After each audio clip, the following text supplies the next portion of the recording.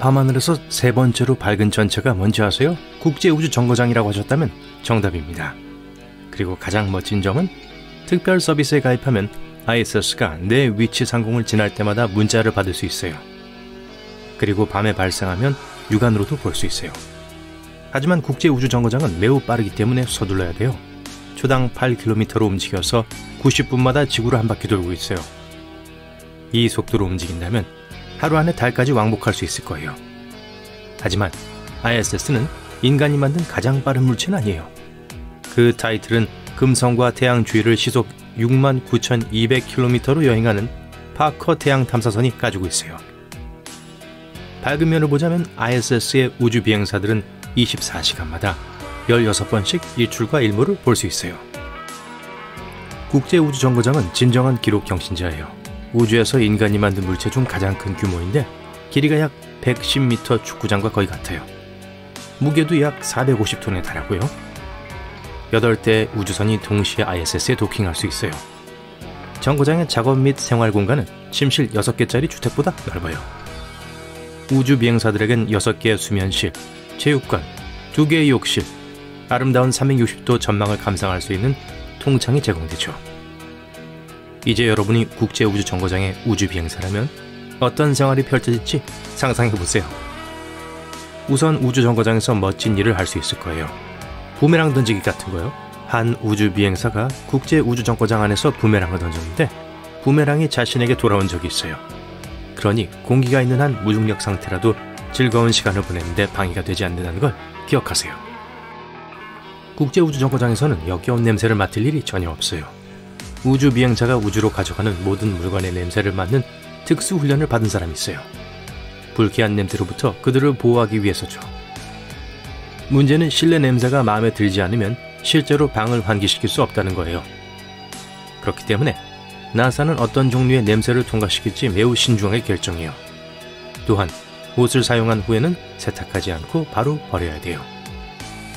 약 0.54kg의 짐을 국제우주정거장으로 가져가는데 1만 달러가 넘는 비용이 들어요. 그래서 옷이 더러워졌을 때 버리는 게 세탁에 물을 낭비하는 것보다 비용이 적게 들어요.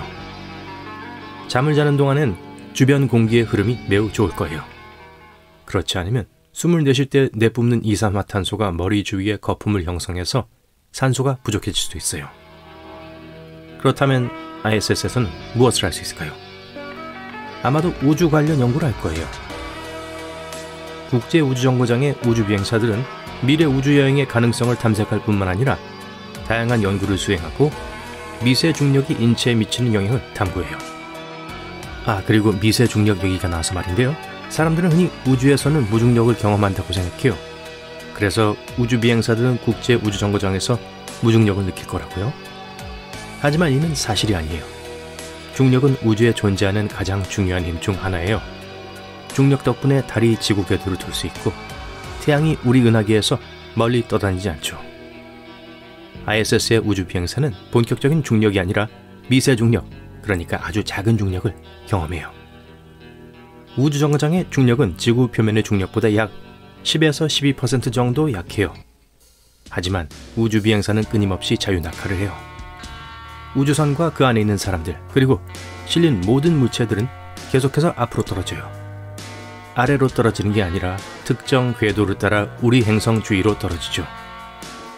그리고 모두 함께 떨어지기 때문에 승무원과 내부에 있는 물건이 공중에 떠 있는 것처럼 보여요. 그래서 우주 비행사는 수백 킬로그램에 달하는 무거운 물건을 손끝으로 옮길 수 있어요. 미세 중력을 흔히 무중력이라고 부르지만 이 둘은 매우 다른 개념이에요. 어쨌든 ISS로 가는 길에 밝은 주황색 우주복을 입게 될 거예요. 이 색은 인터내셔널 오렌지라고 불리는데 일본의 도쿄타워나 미국 샌프란시스코의 금문교를 칠하는 페인트와 같은 색이에요. 하지만 광활한 우주에 도착하면 주황색에서 순백색 옷으로 바꿔 입게 돼요. 중요한 건 주황색 우주복에는 우주선 발사 또는 착륙 중 문제가 발생했을 때 우주 비행사가 생존할 수 있도록 도와주는 장비가 장착되어 있다는 거예요. 예를 들어 일반 호박 우주복에는 조명탄, 의약품, 생존 장비, 라디오, 낙하산이 들어있어요. 흰색의 부피가 큰 우주복은 Extravehicular Activities의 약자인 EVA 수트예요. 주황색 우주복과는 용도가 완전히 달라요. 우주 비행사는 우주 유영을 할 때 EVA 수트를 입어요. 이러한 복장은 극한의 온도와 진공에 가까운 우주 공간의 열악한 조건으로부터 우주 비행사를 보호할 수 있어요. 또한 흰색 우주복은 작은 파편이 우주 여행자를 다치게 하는 것을 방지할 수 있어요. 그건 그렇고 우주복을 착용한 상태에서 코를 긁어야 한다면 헬멧 안쪽에 벨크로 패치를 사용해야 돼요. 중력이 없기 때문에 우주복 안에서 재채기를 하는 것도 심각한 문제죠. 우주 유영 중에 재채기를 꼭 해야 한다면 고개를 아래로 숙이고 가슴에 재채기를 해야 돼요. 그렇지 않으면 바이저에 작은 윈드쉴드 와이퍼를 장착해야 하죠. 우주에서는 종종 무작위로 번쩍이는 빛을 볼 수 있는데 환각이 아니에요. 시신경에 닿는 우주 광선이 그런 효과를 만들어낼 수 있어요. 지구에서는 자기권에 의해 우주 광선이 도달하지 못하기 때문에 비슷한 섬광을 볼 수 없죠. 우주에 가기 전에 수중 훈련을 받아요. 무중력 상태를 시뮬레이션하기 위해서죠. 하지만 사실 우주 공간에 있는 것과는 전혀 다른 환경이에요. 따라서 이 훈련의 주된 목적은 미래의 우주 비행사가 극한 환경에 어떻게 대처할 수 있는지 알아보는 거예요. 그리고 나중에 우주에 적응하는 동안 좀 이상하다고 느낄 수도 있어요. 우주 비행사의 약 50에서 75%가 현기증, 두통, 메스꺼움, 전반적인 피로감 등 매우 불쾌한 증상을 경험해요. 다행히도 보통 72시간 이내에 모든 것이 정상으로 돌아와요. 우주 비행사로 선발되기 전에는 엄청나게 치열한 경쟁을 통과해야 돼요. 나사에 따르면 6,000명 중 단 8명의 지원자만 합격한다고 해요. 게다가 선발 과정은 약 18개월이 걸리죠. 임무 수행 중 향수병에 걸려 눈물을 흘리더라도 눈물이 얼굴로 흘러내리지 않을 거예요. 대신 수면의 장력이 눈물을 붙잡아두기 때문에 눈물이 눈 주위에 두꺼운 액체 덩어리로 모이게 되죠. 잠들기 전에 무언가에 몸을 붙인 것을 기억해야 돼요. 그렇지 않으면 잠이 든 지점에서 쉽게 떠올라 딱딱한 표면에 부딪힐 수 있어요. 그래서 우주 비행사들은 보통 작은 승무원 선실에서 침낭을 깔고 휴식을 취해요.